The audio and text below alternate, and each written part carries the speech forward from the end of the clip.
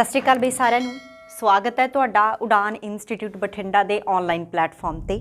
ਜਿਵੇਂ ਕਿ master cadre ਤੇ ਲੈਕਚਰਰ ਕੇਡਰ ਹੈ ਨਾ, ਬੇਸਿਕਲੀ ਅੱਜ ਆਪਣਾ ਜਿਹੜਾ ਡਿਸਕਸ਼ਨ ਦਾ ਮੁੱਦਾ ਹੋਊਗਾ ਉਹ ਮਾਸਟਰ ਕੇਡਰ ਤੇ ਲੈਕਚਰਰ ਕੇਡਰ ਨੂੰ ਲੈ ਕੇ ਹੋਊਗਾ। ਸਾਨੂੰ ਸਭ ਨੂੰ ਪਤਾ ਹੈ, ਜਿਹੜੇ ਬੱਚੇ ਅਪਡੇਟਡ ਹੈਗੇ ਨੇਗੇ, ਕਿ ਤੁਹਾਡੀਆਂ ਮਾਸਟਰ ਕੇਡਰ ਤੇ ਲੈਕਚਰਰ ਕੇਡਰ ਦੀਆਂ ਵੈਕੈਂਸੀਜ਼ ਨੇ ਜਿਹੜੀਆਂ ਆਊਟ ਹੋ ਚੁੱਕੀਆਂ ਨੇ। ਸੋ ਆਪਾਂ ਮਾਸਟਰ ਕੇਡਰ ਦੇ ਵਿੱਚ ਜਿਹੜਾ ਤੁਹਾਡਾ SST ਦਾ ਪੋਰਸ਼ਨ ਆਉਂਦਾ, ਇਹ ਸਲਾਈਡ ਤੇ ਇੱਕ ਵਾਰੀ ਧਿਆਨ ਨਾਲ ਦਿਓ, ਤੁਹਾਡਾ ਟੌਪਿਕ ਰਹਿਣ ਵਾਲਾ। ਪਰ ਉਸ ਤੋਂ ਪਹਿਲਾਂ ਆਪਣਾ ਕਿਸ ਤਰੀਕੇ ਦਾ ਕੰਟੈਂਟ ਆਪਾਂ ਡਿਸਕਸ ਕਰਾਂਗੇ ਜਾਂ ਕਿਸ ਤਰੀਕੇ ਦੇ ਨਾਲ ਆਪਾਂ ਜਿਹੜਾ ਕੋਰਸ ਆ ਉਹਦਾ ਸਟਾਰਟਅਪ ਲਵਾਂਗੇ, ਉਹਦੇ ਬਾਰੇ ਡਿਸਕਸ ਕਰਦੇ ਹਾਂ। SST ਮਾਸਟਰ ਕੇਡਰ ਦੇ ਵਿੱਚ ਪੋਲਿਟੀ ਦਾ ਸਬਜੈਕਟ ਹੈ ਜਿਹੜਾ ਉਹ ਤੁਹਾਡਾ ਮੈਂ ਲਊਂਗੀ। ਇਸ ਤੋਂ ਬਿਨਾਂ ਲੈਕਚਰਰ ਕੇਡਰ ਦੇ ਵਿੱਚ ਜਿਹੜਾ ਤੁਹਾਡਾ ਹੈਗਾ ਪੋਲਿਟੀ ਦਾ ਸਬਜੈਕਟ ਆ ਉਹ ਮੈਂ ਲਊਂਗੀ। ਇੱਕ ਚੀਜ਼, ਜਿਹੜੇ ਬੱਚੇ ਲਿੰਕਡ ਨੇ ਸਿਲੇਬਸ ਦੇ ਨਾਲ, ਤੁਹਾਨੂੰ ਇੱਕ ਚੀਜ਼ ਕਲੀਅਰ ਕੱਟ ਪਤਾ ਹੋਣੀ ਆ ਕਿ ਆਲਮੋਸਟ ਮਾਸਟਰ ਕੇਡਰ ਪੋਲਿਟੀ ਤੇ ਲੈਕਚਰਰ ਕੇਡਰ ਪੋਲਿਟੀ ਦੇ 60% ਟੌਪਿਕ ਨੇ ਜਿਹੜੇ ਉਹ ਸੇਮ ਹੁੰਦੇ ਨੇਗੇ। ਮਤਲਬ ਕਹਿ ਲਓ ਕਿ ਮਾਸਟਰ ਕੇਡਰ ਸਾਰਾ ਕਰਨਾ ਪਊਗਾ ਤੁਹਾਨੂੰ, ਜਿਹੜੇ ਬੱਚੇ ਲੈਕਚਰਰ ਕੇਡਰ ਦੇ ਲਈ ਅਪੀਅਰ ਕਰਨਗੇ, ਤੇ 20 ਤੋਂ 30% ਸਿਲੇਬਸ ਆ ਜਿਹੜਾ ਲੈਕਚਰਰ ਕੇਡਰ ਦਾ, ਉਹ ਥੋੜਾ ਜਿਹਾ ਮਾਸਟਰ ਕੇਡਰ ਤੋਂ ਵੱਖਰਾ ਹੁੰਦਾ ਹੈਗਾ। ਪਰ ਜੇ ਆਪਾਂ ਸਟਾਰਟਅਪ ਜਾਂ ਇਨੀਸ਼ੀਅਲ ਲੈਕਚਰਸ ਦੀ ਗੱਲ ਕਰੀਏ ਤਾਂ ਆਲਮੋਸਟ ਉਹ ਸੇਮ ਹੀ ਰਹਿੰਦੇ ਨੇ, ਚਾਹੋ ਤਾਂ ਅਸੀਂ ਮਾਸਟਰ ਕੇਡਰ ਦੀ ਗੱਲ ਕਰੀਏ ਚਾਹੋ ਅਸੀਂ ਲੈਕਚਰਰ ਕੇਡਰ ਦੀ ਗੱਲ ਕਰੀਏ। ਹੁਣ ਇਸ ਤੇ ਥੋੜਾ ਜਿਹਾ ਓਪਨਲੀ ਗੱਲ ਕਰਦੇ ਹਾਂ, ਕਿਉਂਕਿ ਬੱਚਿਆਂ ਦੇ ਕਾਲਸ ਵੀ ਆਉਂਦੇ ਨੇ, ਬੱਚੇ ਇਹ ਵੀ ਡਿਸਕਸ ਕਰਦੇ ਨੇ ਕਿ ਕਿਸ ਤਰੀਕੇ ਦਾ ਪੈਟਰਨ ਹੈ ਜਿਹੜਾ ਉਹ ਫੋਲੋ ਕਰਨਾ ਪਊਗਾ। ਦੇਖੋ ਬਈ, ਇੱਕ ਗੱਲ ਧਿਆਨ ਦੇ ਨਾਲ, ਜੇ ਤੁਸੀਂ ਕੰਪੀਟੀਸ਼ਨ ਐਡੀ ਵੱਡੀ ਚੀਜ਼ ਹੈ, ਕੰਪੀਟੀਸ਼ਨ ਇੱਕ ਇਹੋ ਜਿਹੀ ਚੀਜ਼ ਹੈ, ਜੇ ਤੁਸੀਂ ਕਮੀਆਂ ਰੱਖ ਕੇ ਚੱਲੋਗੇ ਤਾਂ ਡੈਫੀਨੇਟਲੀ ਉਸ ਚੀਜ਼ ਦੇ ਵਿੱਚ ਤੁਸੀਂ ਕਹਿ ਲਓ ਕਿ ਅਪੀਅਰ ਨਹੀਂ ਹੋ ਪਾਉਂਗੇ ਜਾਂ ਕੰਪੀਟੀਸ਼ਨ ਨੂੰ ਕਹਿ ਲਓ ਕਿ ਨਹੀਂ ਕ੍ਰੋਸ ਕਰ ਪਾਉਂਗੇ। ਹੁਣ ਹੋਣਾ ਕੀ ਹੈ ਜਾਂ ਅਸੀਂ ਕਰਨਾ ਕੀ ਹੈ, ਆਪਣੇ ਪੜ੍ਹਨ ਦਾ ਕਲਾਸ ਦੇ ਵਿੱਚ ਤਰੀਕਾ ਕੀ ਰਹੂਗਾ। ਬਹੁਤ ਸਾਰੇ ਬੱਚੇ ਇਕੱਲੇ ਕੁਐਸਚਨ ਹੀ ਲਾਉਣ ਲੱਗ ਰਹੇ ਨੇਗੇ। ਬਹੁਤ ਸਾਰੇ ਬੱਚੇ, ਮੈਂ ਚੀਜ਼ ਦੇਖੀ ਹੈ ਡੈਫੀਨੇਟਲੀ, ਬਹੁਤ ਸਾਰੇ ਬੱਚੇ ਕਿੰਨੇ ਕੁਐਸਚਨਸ ਲਾ ਰਹੇ ਨੇ। ਦੇਖੋ ਰਾਜੇ, ਇਕੱਲੇ ਕੁਐਸਚਨ ਲਾ ਕੇ ਵੀ ਕੋਈ ਫਾਇਦਾ ਨਹੀਂ ਜਿੰਨਾ ਸਮਾਂ ਤੁਹਾਡਾ ਕਨਸੈਪਟ ਨਹੀਂ ਕਲੀਅਰ ਹੈਗਾ, ਕਿਉਂਕਿ ਕੁਐਸਚਨ ਬਣਨੇ ਕਿਹਦੇ ਬੇਸਿਸ ਤੇ ਨੇ, ਕਨਸੈਪਟ ਦੇ ਬੇਸਿਸ ਤੇ ਬਣਨੇ ਨੇ। ਸਭ ਤੋਂ ਪਹਿਲਾਂ ਬਹੁਤ ਜ਼ਰੂਰੀ ਹੈ ਕਿ ਇੱਕ ਕਨਸੈਪਟ ਨੂੰ ਫੜ ਕੇ ਦੇੜ ਦਿਓ। ਜੇ ਤੁਸੀਂ ਕਹਿੰਦੇ ਹੋ ਨਾ, ਕਈ ਬੱਚੇ ਇਹ ਵੀ ਪੈਟਰਨ ਪੁੱਛਦੇ ਨੇ, ਕਿ ਸਟੂਡੈਂਟਸ ਦੇ ਦਿਮਾਗ ਦੇ ਵਿੱਚ ਇਹ ਵੀ ਕੁਐਸਚਨ ਹੁੰਦਾ ਹੈ ਕਿ ਕੁਐਸਚਨ ਕਿੱਥੋਂ ਜੇ ਆ ਰਹੇ ਨੇ, ਕਿਹੋ ਜਿਹੇ ਬਣ ਰਹੇ ਨੇ। ਯਾਰ, ਜੇ ਤੁਹਾਨੂੰ ਕਨਸੈਪਟ ਆ ਰਿਹਾ ਨਾ, ਜੇ ਤੁਹਾਡੀ ਉਸ ਕਨਸੈਪਟ ਦੇ ਉੱਪਰ ਕਮਾਂਡ ਹੈ, ਤਾਂ ਕੁਐਸਚਨ ਉਸ ਕਨਸੈਪਟ ਦੇ ਵਿੱਚੋਂ ਬਾਹਰੋਂ ਨਹੀਂ ਜਾਊਗਾ। ਕੋਈ ਐਗਜ਼ਾਮੀਨਰ ਨੇ ਜੇ ਤੁਹਾਨੂੰ ਪੋਲਿਟੀ ਕਹਿ ਰਿਹਾ ਨਾ, ਆਊਗਾ ਤਾਂ ਪੋਲਿਟੀ 'ਚੋਂ ਕੁਐਸਚਨ, ਕੋਈ ਸਾਇੰਸ ਦਾ ਕੁਐਸਚਨ ਤਾਂ ਤੁਹਾਨੂੰ ਪੈ ਨਹੀਂ ਰਿਹਾ। ਤਾਂ ਬੇਸਿਕਲੀ ਜਦੋਂ ਤੁਸੀਂ ਕੁਝ ਇਸ ਤਰੀਕੇ ਨਾਲ ਸਬਜੈਕਟ ਨਾਲ ਡੀਲ ਕਰੋਗੇ ਕਿ ਕਨਸੈਪਟ ਪੜ੍ਹੋ, ਥਿਓਰੈਟੀਕਲੀ ਪੂਰਾ ਪੋਰਸ਼ਨ ਪੜ੍ਹੋ, ਉਹਦੇ ਬੇਸਿਸ 'ਤੇ ਜਿੰਨੇ ਵੀ ਕੁਐਸਚਨ ਬਣਦੇ ਨੇ, ਗੁੰਜਾਇਸ਼ ਹੀ ਨਾ ਛੱਡੋ, ਜਿੰਨੇ ਵੀ ਕੁਐਸਚਨ ਬਣਦੇ ਨੇ ਉਹਨਾਂ ਸਾਰਿਆਂ ਨੂੰ ਕਵਰ ਅਪ ਕਰੋ। ਤੇ ਇਹੀ ਤਰੀਕਾ ਆਪਣੀ ਕਲਾਸ ਪੈਟਰਨ ਦਾ ਰਹਿਣ ਵਾਲਾ ਹੈ। ਆਪਾਂ ਕੀ ਕਰਨਾ ਹੈ, ਟੌਪਿਕ ਬਾਏ ਟੌਪਿਕ ਚੱਲਣਾ ਹੈ, ਇੱਕ ਟੌਪਿਕ ਦੀ ਹਰ ਹੱਦ ਤੱਕ ਡੀਪਲੀ ਜਾਣਾ। ਬਹੁਤ ਸਾਰੇ ਸਟੂਡੈਂਟਸ ਨੇ ਜਿਹੜੇ ਉਹ ਖੁਸ਼ ਨਹੀਂ ਹੁੰਦੇ ਜ਼ਿਆਦਾ ਮਿਹਨਤ ਕਰਕੇ। ਦੇਖੋ ਬਾਈ, ਜੇ ਮਿਹਨਤ ਜ਼ਿਆਦਾ ਕਰਕੇ ਖੁਸ਼ ਨਹੀਂ ਹੈਗੇ ਤਾਂ ਨੌਕਰੀ ਨਹੀਂ ਮਿਲੂਗੀ, ਜਿਸ ਹਿਸਾਬ ਦਾ ਕੰਪੀਟੀਸ਼ਨ ਹੈ। ਬਾਕੀ ਤੁਸੀਂ ਬਹੁਤ ਮੁਸ਼ਕਲ ਦੇ ਨਾਲ ਇਹ ਪੋਸਟਾਂ ਲੈ ਕੇ ਆਏ ਹੋ, ਆਪਾਂ ਸਾਰੇ ਜਣੇ, ਤੁਸੀਂ ਈਵਨ ਕਿ ਸਾਡੇ ਨਾਲੋਂ ਵੀ ਜ਼ਿਆਦਾ। ਤੁਹਾਨੂੰ ਪਤਾ ਹੈ ਕਿ ਯੂਨੀਅਨ ਵਾਲੇ ਜਿਹੜੇ ਬੰਦੇ ਨੇ ਉਹ ਕਿੰਨੇ ਹੀ ਸਟਰਗਲ ਕਰਕੇ ਪੋਸਟਾਂ ਲੈ ਕੇ ਆਏ ਨੇ। ਸਾਨੂੰ ਇਸ ਤੋਂ ਬਾਅਦ ਇਹ ਵੀ ਪਤਾ ਹੈ ਕਿ 5 ਸਾਲ ਤੱਕ ਕੋਈ ਗੱਲ ਨਹੀਂ ਸੁਣੀ ਜਾਊਗੀ। ਸੋ ਹੁਣ ਅਸੀਂ ਗਲਤੀ ਦੀ ਔਰ ਹੁਣ ਅਸੀਂ ਪ੍ਰੈਪਰੇਸ਼ਨ ਨਾ ਕਰਨ ਦੀ ਗੁੰਜਾਇਸ਼ ਹੈ ਜਿਹੜੀ ਉਹ ਛੱਡਣੀ ਨਹੀਂ ਹੈਗੀ। ਕੰਪੀਟੀਸ਼ਨ ਵਾਕਾਇਦਾ ਹੈਗਾ, ਲੋਕ 2-2 4-4 5-5 7-7 ਸਾਲਾਂ ਤੋਂ ਮਾਸਟਰ ਕੇਡਰ ਦੀ ਪ੍ਰੈਪਰੇਸ਼ਨ ਕਰ ਰਹੇ ਨੇ। ਸੋ ਜੇ ਆਪਾਂ ਕਿਸੇ ਤਰੀਕੇ ਨਾਲ ਇੱਕ ਕਰਾਊਡ ਨੂੰ ਕੰਪੀਟੀਸ਼ਨ ਦੇਣਾ ਆ ਤਾਂ ਸਾਨੂੰ ਕਨਸੈਪਟ ਨੂੰ ਡੀਪ ਡਾਊਨ ਜਾ ਕੇ ਸਟੱਡੀ ਕਰਨਾ ਪਊਗਾ। ਜਿਹੜਾ ਆਪਣਾ ਕਲਾਸ ਦਾ ਪੈਟਰਨ ਰਹੂਗਾ ਪੋਲੀਟੀਕਲ ਸਾਇੰਸ ਨੂੰ ਲੈ ਕੇ, ਆਪਣੇ ਸਬਜੈਕਟ ਨੂੰ ਲੈ ਕੇ, ਸਭ ਤੋਂ ਪਹਿਲਾਂ ਆਪਾਂ ਥਿਓਰੈਟੀਕਲੀ ਸਬਜੈਕਟ ਨੂੰ ਓਪਨ ਕਰਾਂਗੇ, ਪੜ੍ਹਾਂਗੇ, ਸਮਝਾਂਗੇ।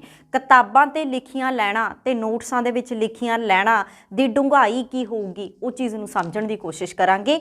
ਮੈਂ ਤੁਹਾਨੂੰ ਦੱਸੂਗੀ ਨਾਲ ਦੀ ਨਾਲ ਕਿ ਜੇ ਆਪਾਂ ਇੱਕ ਲਾਈਨ ਲਿਖ ਰੱਖੀ ਹੈ ਨਾ, ਰਾਇਲ ਚਾਰਟਰ ਐਕਟ 1600, ਤਾਂ ਇਹਦਾ ਮਤਲਬ ਕੀ ਹੈ, ਇਹ ਲਾਈਨ ਲਿਖੀ ਕਿਉਂ ਗਈ ਹੈ, ਇਹਦਾ ਪਿਛੋਕੜ ਕੀ ਹੈ, ਤੇ ਇਹਦਾ ਸਾਡੇ ਸਬਜੈਕਟ ਨਾਲ ਕੀ ਸੰਬੰਧ ਹੈ, ਉਹਨੂੰ ਓਪਨ ਕਰਕੇ ਪੜ੍ਹਨਾ। ਦੂਸਰੀ ਚੀਜ਼, ਇੱਕ ਚੈਪਟਰ ਕੰਪਲੀਟ ਕਰਾਂਗੇ, ਉਹਦੇ 'ਚ 1 2 3 ਲੈਕਚਰ। ਚੈਪਟਰ ਥੋੜਾ ਲੰਬਾ ਹੁੰਦਾ, ਲੈਕਚਰ ਜ਼ਿਆਦਾ ਹੋ ਜਾਂਦਾ ਹੈਗੇ, 2-3 ਪਾਰਟਸ ਬਣ ਜਾਂਦੇ ਨੇ। ਸ਼ਾਰਟ ਚੈਪਟਰ ਹੁੰਦਾ ਤਾਂ 1 ਅੱਧੇ ਲੈਕਚਰ 'ਚ ਖਤਮ ਹੋ ਜਾਂਦਾ ਹੈਗਾ।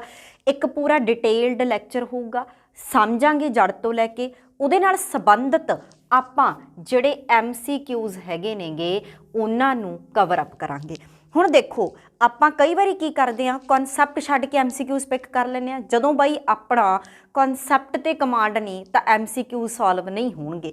10 ਹੋ ਗਏ, ਅੱਗੇ 5 ਨਾ ਹੋਏ, ਇੰਟਰਸਟ ਹੀ ਨਹੀਂ ਰਹਿੰਦਾ, ਆਪਾਂ ਉੱਥੇ ਹੀ ਛੱਡ ਦਿੰਦੇ ਆ ਵੀ ਚੱਲ ਛੱਡੋ ਭਾਈ ਹੁਣ ਇਸ ਤੋਂ ਬਾਅਦ ਹੋ ਨਹੀਂ ਰਿਹਾ, ਜਾਂ ਸਾਨੂੰ ਕਨਸੈਪਟ ਕਲੀਅਰ ਨਹੀਂ, ਜਾਂ ਇੱਕ ਹਿਸਾਬ ਨਾਲ ਆਪਾਂ ਰੱਟਾ ਲਾਉਣ ਦੀ ਕੋਸ਼ਿਸ਼ ਕਰਦੇ ਆ। ਦੇਖੋ ਰੱਟਾ ਸਿਰਫ ਡੇਟਸ ਨੂੰ ਲਾਇਆ ਜਾ ਸਕਦਾ ਹੈ, ਜੇ ਆਪਾਂ ਕਨਸੈਪਟ ਨੂੰ ਕਹਾਂਗੇ, ਜੇ ਤੁਹਾਡੇ ਕਨਸੈਪਟ ਕਲੀਅਰ ਹੋਣਗੇ ਤਾਂ ਰੱਟਾ ਲਾਉਣ ਦੀ ਵੀ ਜ਼ਰੂਰਤ ਨਹੀਂ ਪੈਣੀ ਹੈਗੀ।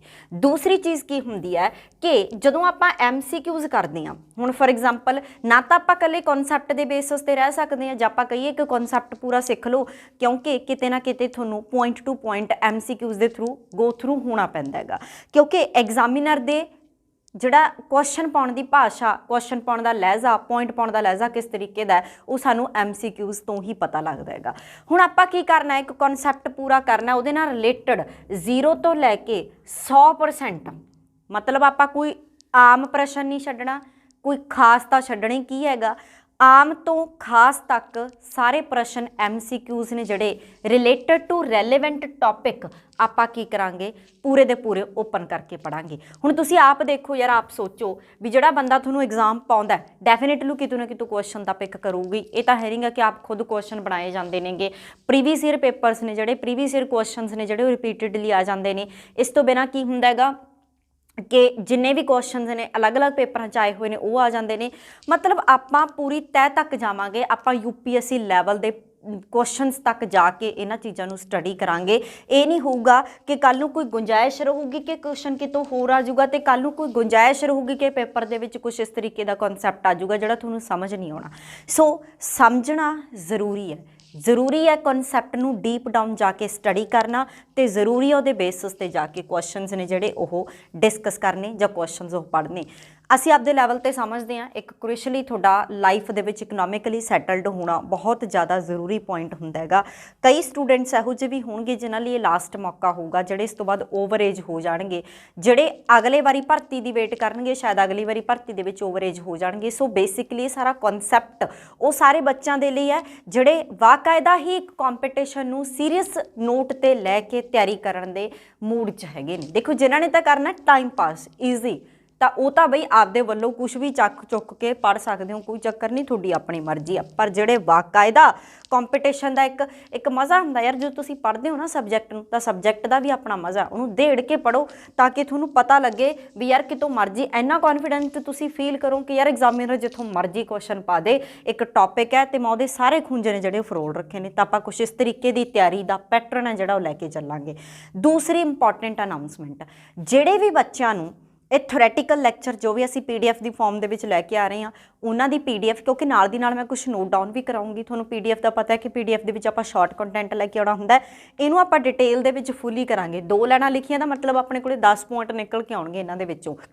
ਸੋ ਬੇਸਿਕਲੀ ਜਿਹੜੇ ਬੱਚਿਆਂ ਨੂੰ ਇਹ ਨੋਟਸ ਨੇ ਜਿਹੜੇ ਮਾਸਟਰ ਕੇਡਰ ਦੇ ਰਿਲੇਟਡ ਨੋਟਸ ਨੇ ਜਿਹੜੇ ਚਾਹੀਦੇ ਨੇ, ਔਰ ਦੂਸਰੀ ਚੀਜ਼ MCQs ਚਾਹੀਦੇ ਨੇ, ਉਹ ਭਾਈ ਨੀਚੇ ਜੋ ਤੁਹਾਡੇ ਕੰਟੈਕਟ ਨੰਬਰ ਜਾਂ ਇੱਕ ਪੱਟੀ ਅਪੇਅਰ ਹੁੰਦੀ ਹੈ ਉਹਦੇ ਤੇ ਆਪਣਾ WhatsApp ਜਿਹੜਾ ਕੰਟੈਕਟ ਹੈਗਾ ਉਹ ਸ਼ੇਅਰ ਕਰ ਦਿਓ। ਮਤਲਬ ਕੀ ਹੈ, ਤੁਸੀਂ ਸਿਰਫ WhatsApp ਦੇ ਉੱਪਰ ਆਪਣਾ ਨਾਮ ਲਿਖ ਕੇ ਤੇ ਨਾਲ ਲਿਖਣਾ ਵੀ SST ਪੋਲਿਟੀ ਨੋਟਸ, ਤਾਂ ਉਹ ਸਾਰੇ ਤੁਹਾਨੂੰ PDF ਦੀ ਫਾਰਮ ਦੇ ਵਿੱਚ ਤੁਹਾਡੇ WhatsApp ਨੰਬਰ ਤੇ ਤੁਹਾਨੂੰ ਅਵੇਲੇਬਲ ਹੋ ਜਾਣਗੇ, ਨੋਟਸ ਸਾਰੇ, MCQs ਸਾਰੇ, ਠੀਕ ਹੈ ਜੀ। ਸੋ ਪਹਿਲਾਂ ਇੱਕ ਵਾਰੀ ਲੈਕਚਰ ਸੁਣਿਓ, ਦੇਖਿਓ ਤੁਹਾਡੇ ਪੱਲੇ ਪੈਂਦਾ ਕਿਵੇਂ ਕੁਛ ਹੁੰਦਾ, ਫਿਰ ਉਹਦੇ ਰਿਲੇਟਡ ਆਪਾਂ MCQs ਕਰਾਂਗੇ। ਔਰ ਜਿਹੜਾ ਆਪਣਾ ਹੁਣ ਦੇਖੋ ਤੁਸੀਂ ਆਪ ਵੀ ਸਿਆਣੇ ਹੋ, ਤੁਹਾਨੂੰ ਪਤਾ ਹੈ, ਜ਼ਿਆਦਾ ਸਮਾਂ ਨਾ ਖਰਾਬ ਕਰਦੇ ਹੋਏ ਜਿਹੜਾ ਆਪਣਾ ਪੋਲੀਟੀਕਲ ਸਾਇੰਸ ਦਾ ਪਹਿਲਾ ਟੌਪਿਕ ਬਣਦਾ ਹੈਗਾ ਉਹ ਬਣਦਾ ਭਾਰਤੀ ਸੰਵਿਧਾਨ ਦਾ ਇਤਿਹਾਸਿਕ ਪਿਛੋਕੜ। ਕਈ ਬੱਚੇ ਤਾਂ ਇਹੋ ਜਿਹੇ ਨੇ ਜਿਹੜੇ ਇੱਥੋਂ ਸਟਾਰਟ ਹੀ ਨਹੀਂ ਕਰਦੇ। ਕਈ ਸਟੂਡੈਂਟ ਸਟਾਰਟ ਪਤਾ ਕਿੱਥੋਂ ਕਰਦੇ ਨੇਗੇ, ਕੌਨਸਟੀਟਿਊਸ਼ਨਲ ਅਸੈਂਬਲੀ ਤੋਂ।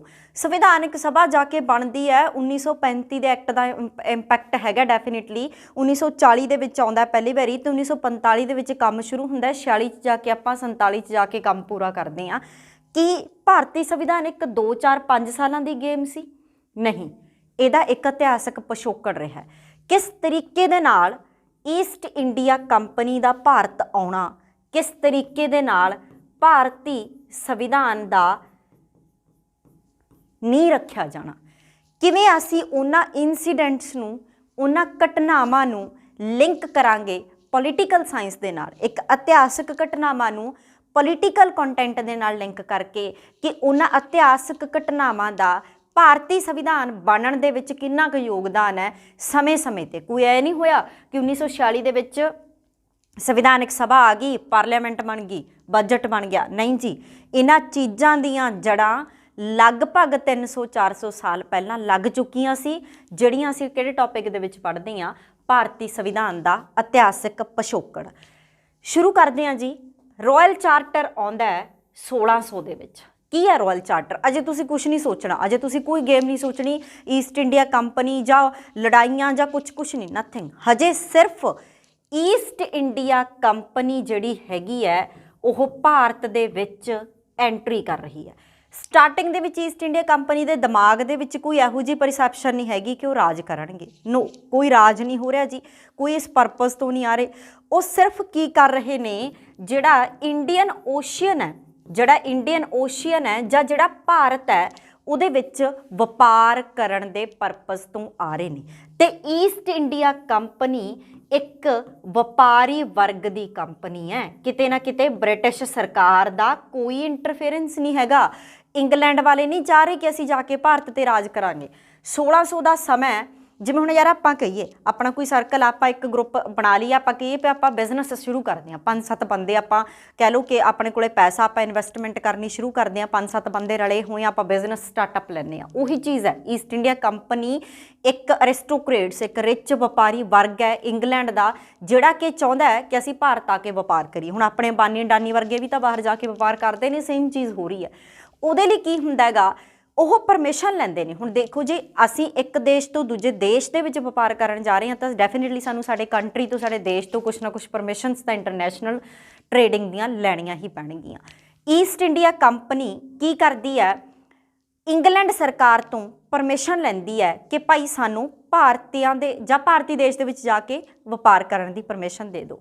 ਉਹ ਪਰਮਿਸ਼ਨ ਕਦੋਂ ਮਿਲਦੀ ਹੈ, ਕਿਹਦੇ ਨਾਲ ਮਿਲਦੀ ਹੈ? ਇੱਕ ਰਾਇਲ ਚਾਰਟਰ, ਇੱਕ ਰਾਇਲ ਫਰਮਾਨ ਜਾਰੀ ਹੁੰਦਾ ਹੈ 1600 ਦੇ ਵਿੱਚ, ਜਿਹਦੇ ਨਾਲ ਈਸਟ ਇੰਡੀਆ ਕੰਪਨੀ ਨੂੰ ਇੰਡੀਅਨ ਓਸ਼ਨ ਜਾਂ ਭਾਰਤ ਦੇ ਵਿੱਚ ਜਾ ਕੇ ਵਪਾਰ ਕਰਨ ਦੀ ਪਰਮਿਸ਼ਨ ਮਿਲ ਜਾਂਦੀ ਹੈ। ਉਹ ਕਹਿੰਦੇ ਨੇ ਕਿ ਸਾਨੂੰ ਏਕ ਅਧਿਕਾਰ ਦਿੱਤਾ ਜਾਵੇ ਤੇ ਵਿਧਾਨਿਕ ਸ਼ਕਤੀਆਂ ਦਿੱਤੀਆਂ ਜਾਣ, ਮਿਲ ਜਾਂਦੀਆਂ ਨੇ।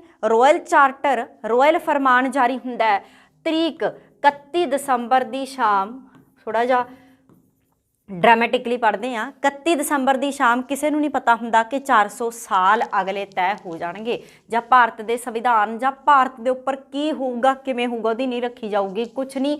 ਪਰ ਇਹ ਤਰੀਕ ਅੱਜ ਦੇ ਸਮੇਂ ਦੇ ਵਿੱਚ ਇੰਪੋਰਟੈਂਟ ਰੋਲ ਪਲੇ ਕਰਦੀ ਹੈ।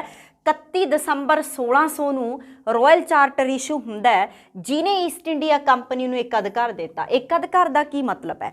ਈਸਟ ਇੰਡੀਆ ਕੰਪਨੀ ਕਹਿੰਦੀ ਜੇ ਅਸੀਂ ਭਾਰਤ 'ਚ ਵਪਾਰ ਕਰਨ ਜਾਵਾਂਗੇ ਨਾ ਤਾਂ ਸਿਰਫ ਸਾਡੀ ਕੰਪਨੀ ਜਾਊਗੀ, ਇੰਗਲੈਂਡ ਵੱਲੋਂ ਕੋਈ ਹੋਰ ਕੰਪਨੀ ਨਹੀਂ ਜਾਊਗੀ। ਇਹਨੂੰ ਕਹਿੰਦੇ ਨੇ ਮੋਨੋਪੋਲੀ, ਇੱਕ ਅਧਿਕਾਰ ਹੋਣਾ। ਸਾਡਾ ਹੀ ਅਧਿਕਾਰ ਆ, ਅਸੀਂ ਉੱਥੇ ਜਾ ਕੇ ਵਪਾਰ ਕਰਾਂਗੇ ਤੇ ਸਾਨੂੰ ਸਾਰੀਆਂ ਲੈਜਿਸਲੇਟਿਵ ਪਾਵਰਸ ਨੇ ਜਿਹੜੀਆਂ ਉਹ ਦਿੱਤੀਆਂ ਜਾਣ।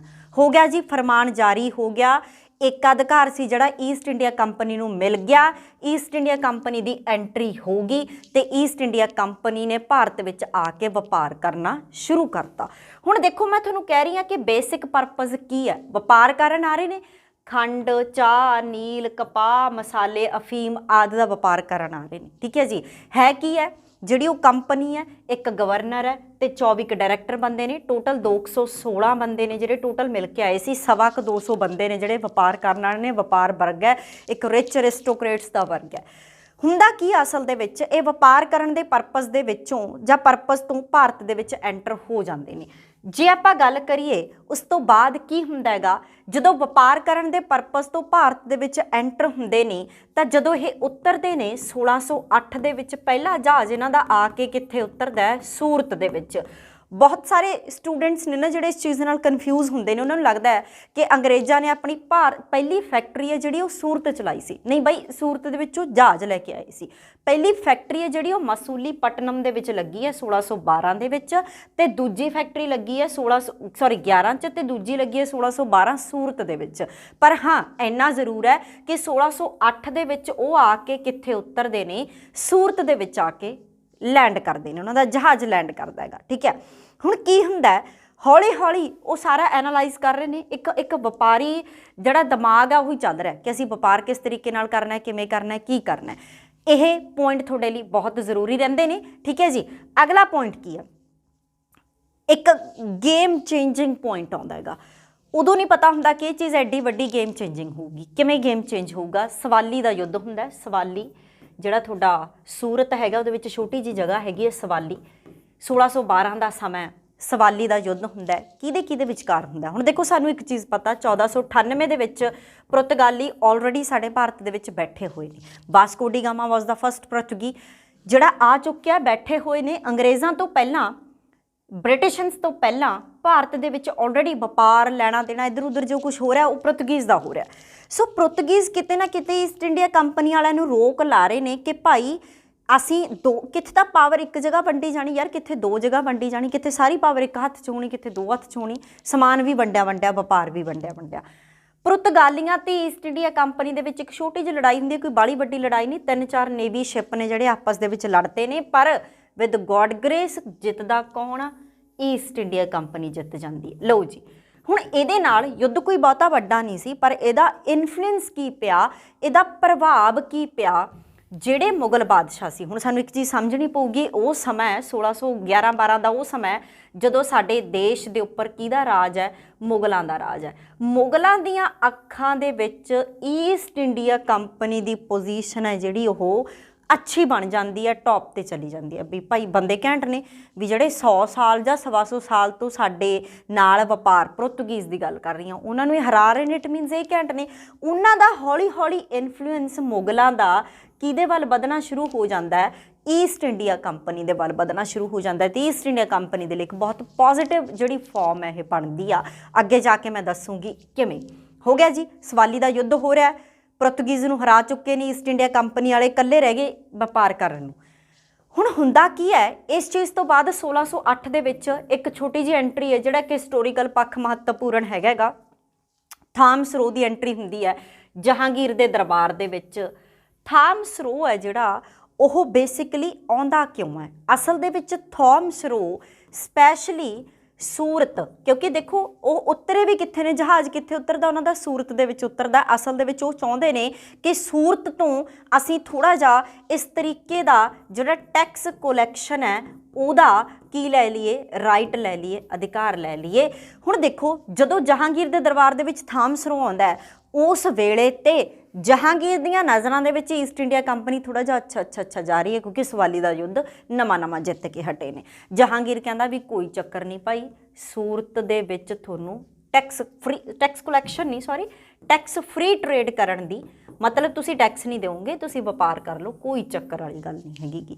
ਜਹਾਂਗੀਰ ਦੇ ਦਰਬਾਰ 'ਚ ਥਾਮਸਰੋ ਦਾ ਆਉਣਾ ਸੂਰਤ ਦੇ ਵਿੱਚ ਇੱਕ ਟੈਕਸ ਫ੍ਰੀ ਕਲੈਕਸ਼ਨ ਦੀ ਪਰਮਿਸ਼ਨ ਹੈ ਜਿਹੜੀ ਉਹ ਲੈ ਲੈਂਦਾ ਹੈਗਾ।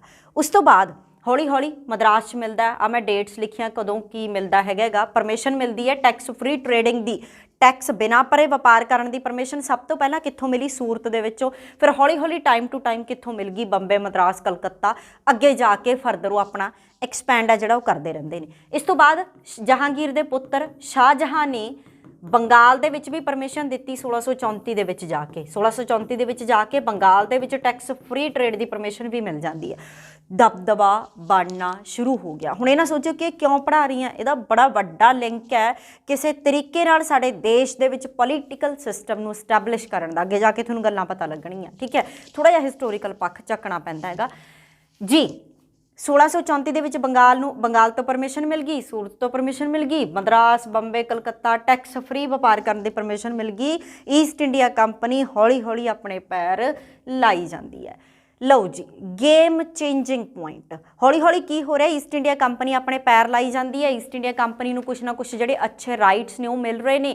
ਈਸਟ ਇੰਡੀਆ ਕੰਪਨੀ ਨੂੰ ਅਲੱਗ-ਅਲੱਗ ਜਗ੍ਹਾ ਤੋਂ ਵਪਾਰ ਕਰਨ ਦੀ ਪਰਮਿਸ਼ਨ ਮਿਲ ਰਹੀ ਹੈ। ਇਹ ਸਮਾਂ ਇਹ ਡੀਪ ਡਾਊਨ ਜਾ ਕੇ ਤੁਸੀਂ ਹਿਸਟਰੀ ਦੇ ਵਿੱਚ ਪੜ੍ਹੋਗੇ। ਆਪਾਂ ਗੇਮ ਚੇਂਜਿੰਗ ਪੁਆਇੰਟ ਤੇ ਆਉਣੇ ਆ, ਦੈਟ ਇਜ਼ ਪਲਾਸੀ ਦੀ ਲੜਾਈ। ਤੁਸੀਂ ਹੁਣ ਸੋਚੋਗੇ ਕਿਸੇ ਨੇ ਨਹੀਂ ਸੋਚਿਆ ਹੋਣਾ 1757 ਦੇ ਵਿੱਚ ਕੁਛ ਇਸ ਤਰੀਕੇ ਦਾ ਪੈਟਰਨ ਹੋਊਗਾ ਜਿਹਦਾ ਪ੍ਰਭਾਵ ਅੱਗੇ ਜਾ ਕੇ ਬਹੁਤ ਵੱਡਾ ਪੈਣਾ ਹੈਗਾ। ਪਲਾਸੀ ਦੀ ਲੜਾਈ ਦੇ ਨਾਲ ਹਜੇ ਮੈਂ ਤੁਹਾਨੂੰ ਫਿਰ ਕਹਿ ਰਹੀ ਹਾਂ, ਹਜੇ ਬ੍ਰਿਟਿਸ਼ਨਸ ਦਾ ਨਾਮੋ ਨਿਸ਼ਾਨ ਨਹੀਂ, ਇੰਗਲੈਂਡ ਵਾਲੇ ਕੁਛ ਨਹੀਂ ਕਰ ਰਹੇ।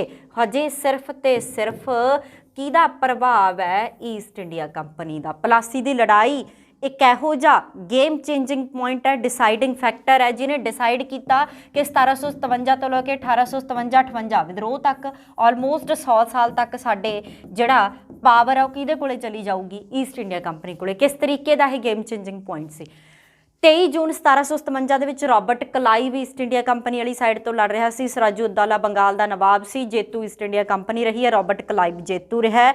होया की सी असल दे विच मीर जाफर ने धोखा देता सीगा। इहदा कारण की सीगा? पहली गल तां सब तो पहला देखो प्लासी दी लड़ाई हुई क्यों?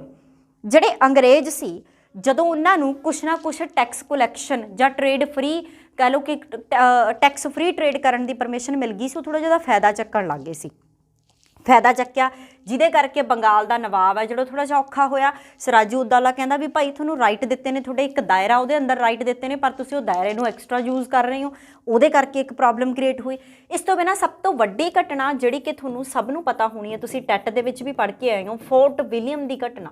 फोर्ट विलियम एक किला सी जिहदे विच एक छोटा जिहा कमरा सीगा, 140 बंदे 140-45 बंदे 146 बंदे कैद करते, 120-25 बंदे मर गए साह घुटन करके। वो सारे अंग्रेज सी, ब्रिटिशन सीगे।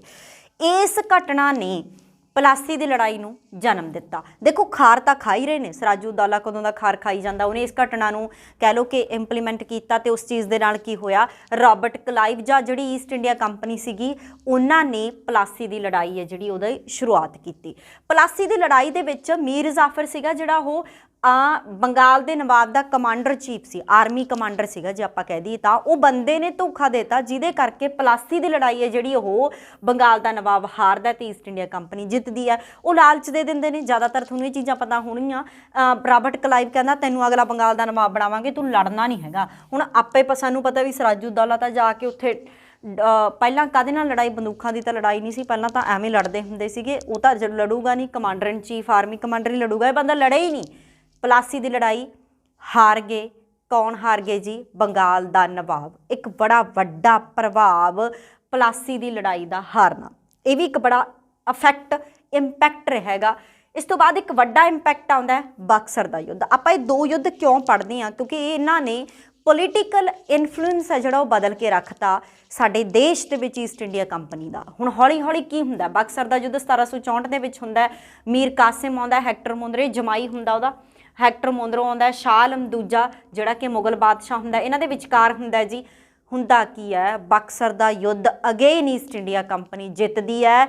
जिहड़ा प्लासी की लड़ाई दे विच थोड़ा मोटी गुंजाइश रह गई सी, उदों गुंजाइश नूं कौन पूरा करदे आ? बक्सर की लड़ाई। टोटल जिहड़ा ईस्ट इंडिया कंपनी आ वो अपने पैर ला गई भाई कित्थे? भारत दे विच। चलो हजे भारत नहीं, बेसिकली बंगाल, बिहार, उड़ीसा इत्थे ला गई। किवें? जिहड़ा बक्सर का युद्ध सी उहदे विच दीवानी अधिकार सी। दीवानी अधिकार समझदे हो? रिवेन्यू कलैक्शन, टैक्स इकट्ठा करना। किहदे कोले आ गए? ईस्ट इंडिया कंपनी कोले आ गए। नतीजा की निकलिया बक्सर की लड़ाई का कि जिहड़े दीवानी अधिकार सी ओह ईस्ट इंडिया कंपनी नूं देते शाह आलम दूजे ने।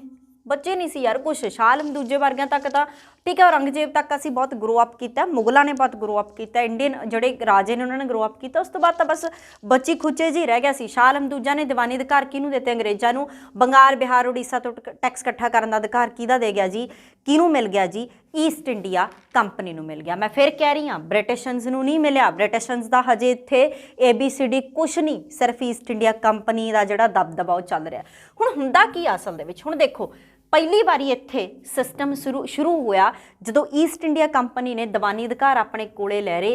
पहली वारी साडे भारती धन की निकासी है जिहड़ी, भारती धन की निकासी है जिहड़ी ओह किधर नूं होण लग गई? इंग्लैंड नूं होण लग गई। ड्रेन ऑफ इंडियन वेल्थ दादा भाई नारू जी, ठीक है जी। ये तुहानूं पता होणगे पॉइंट, तुसीं इन्हां नाल ज़्यादा फैमिलीयर हो।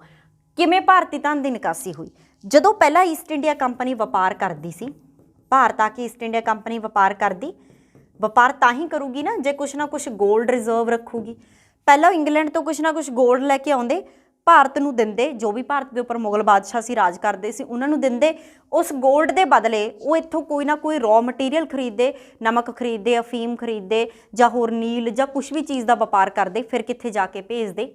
ਬਾਹਰ ਨੂੰ ਭੇਜਦੀ। ਮਤਲਬ ਕੋਈ ਨਾ ਕੋਈ ਵੱਟੇ ਦੀ ਵੱਟੇ ਚੀਜ਼ਾਂ ਆ ਰਹੀਆਂ ਨੇ ਤੇ ਜਾ ਰਹੀਆਂ ਨੇ। ਭਾਰਤ ਅਜੇ ਤੱਕ ਆਪਣੀ ਜੇਬ 'ਚੋਂ ਨਹੀਂ ਪਾ ਰਿਹਾ। ਗੋਲਡ ਆ ਰਿਹਾ ਹੈ ਤੇ ਰॉ ਮਟੀਰੀਅਲ ਜਾ ਰਿਹਾ ਹੈ, ਪਰ ਬਕਸਰ ਦੀ ਲੜਾਈ ਦੇ ਨਤੀਜੇ ਦੇ ਨਾਲ, ਦੀਵਾਨੀ ਅਧਿਕਾਰ ਆਉਣ ਦੇ ਨਾਲ ਹੋਇਆ ਕਿ ਟੈਕਸ ਕਲੈਕਸ਼ਨ ਕਿਹਦੇ ਕੋਲੇ ਚਲੀ ਗਈ? ਈਸਟ ਇੰਡੀਆ ਕੰਪਨੀ ਕੋਲੇ।